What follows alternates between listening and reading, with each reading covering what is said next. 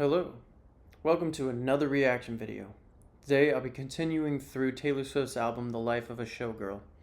Now I find myself in a fork in the road and I'm picking a path to go down. So on the official YouTube playlist for this with the visualizers, 12 songs, we have Actually Romantic as the second song on this.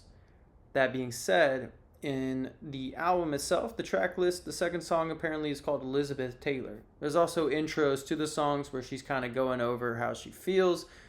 I'm not listening to any of those.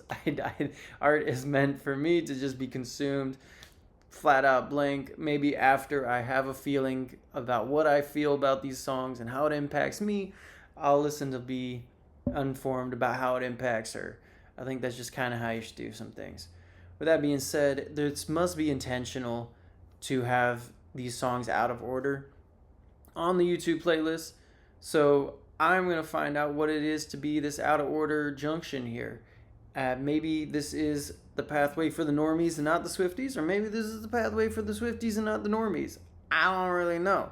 So let me be your guinea pig in this first time listen through here.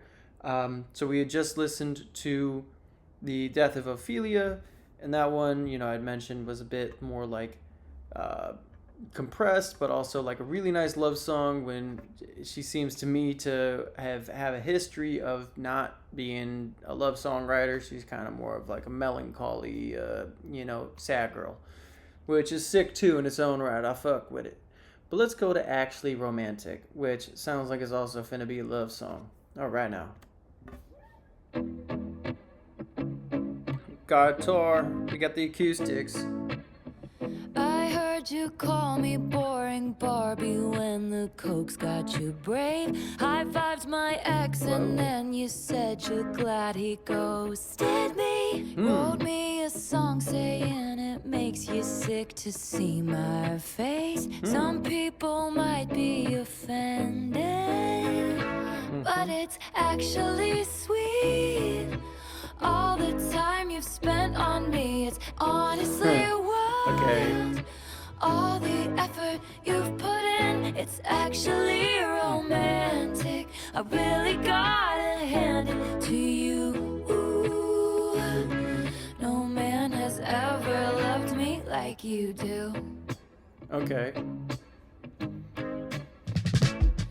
Hadn't thought of you in a long time, but you keep sending me funny valentines. And I know you think it comes off vicious, but it's precious, adorable, like a toy chihuahua barking at me from a tiny purse. That's how much it hurts. How many times has your boyfriend said, why are we always talking about it's actually sweet? Okay. All the time you've spent on me, it's honestly wild. Interesting. All right. So this sounds, it's a diss song, obviously. Kind of flat off. It sounds like, it's saying, like, her former exes, like her haters, just being like, yeah, you suck, you're this, that. But then her going, yo, but it's pretty sick that, like, I mean that much to you because I don't think about you. I don't fucking know. I don't care what you're doing with your life right now. We've moved past this and you are still smitten with anger. Wow. I mean, as a fun little diss song on here. I don't know who the hell she's talking about, because that's not my world.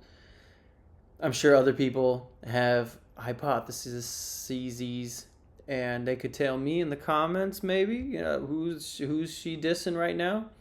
I think she dated one of the Jonas Brothers.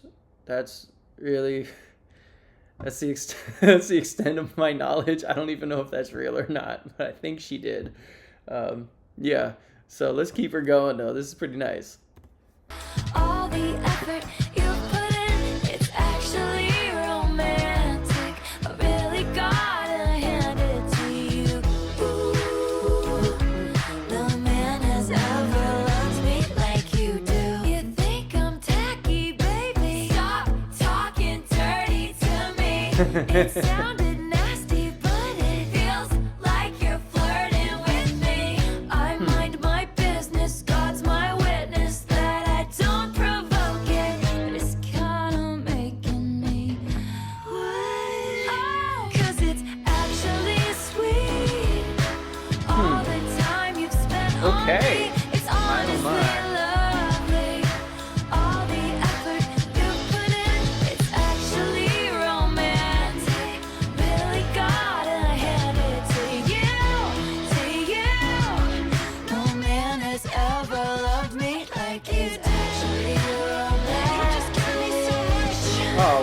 Hey, no. Yo.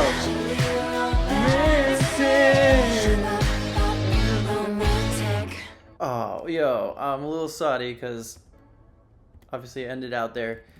Cause that last like 20 seconds, that was kind of fire. She started getting more like a little distortion, new harmonies breaking into there. I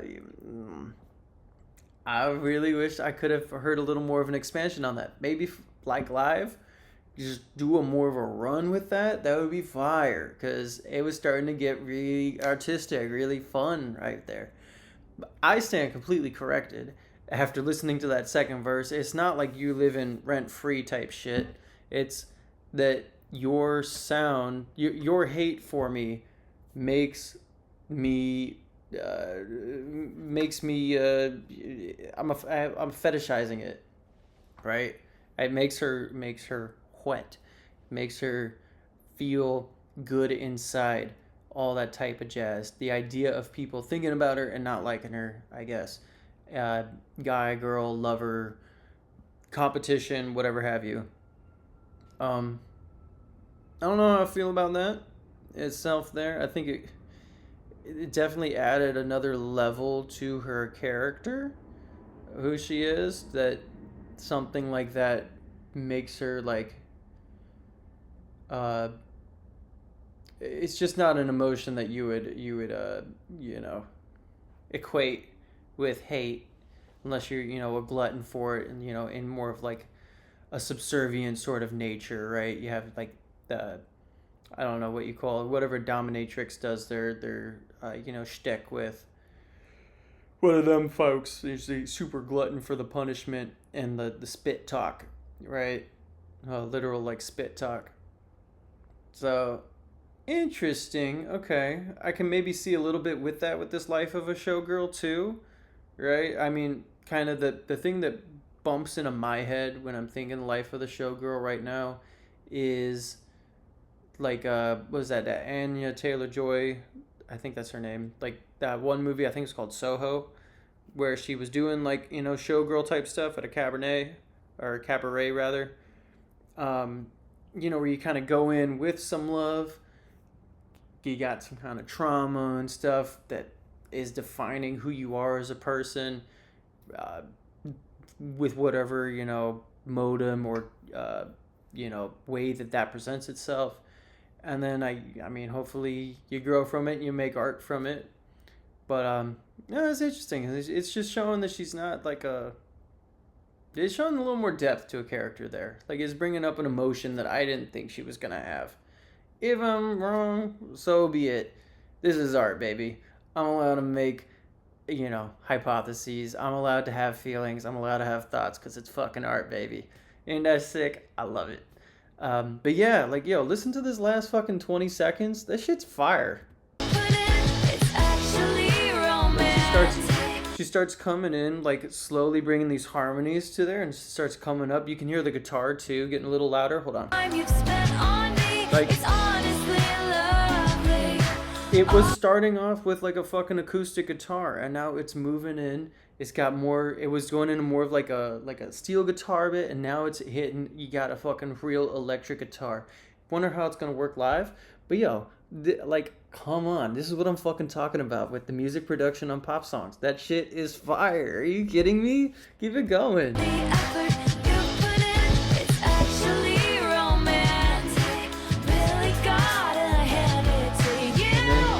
Start coming in. Hold on. You can hear it. You hear that? You hear that little high bit? She's getting like. She's about to get that punch. Ooh.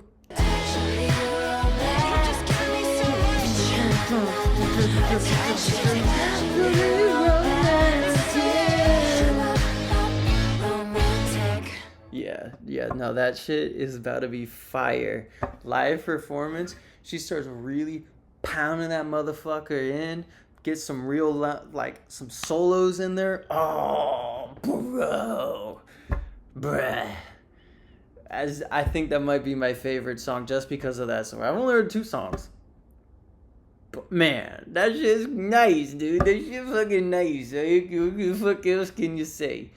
I'm excited now. I think I'm just gonna keep doing this. Let's go through the YouTube visualizer playlist. She was wearing another dress on here too. She got that gold with an apple on it. I think it was different from what was before, cause like it ain't no clock and stuff. I don't really know that well. We're gonna test this hypothesis out. I'm just gonna keep it going. No backtracking. None of that shit to the other songs. Each song is its own memory. Yer. That being said, if you're taking a pit stop on this journey, hope you have a great day. You deserve it. I'm going full throttle. You're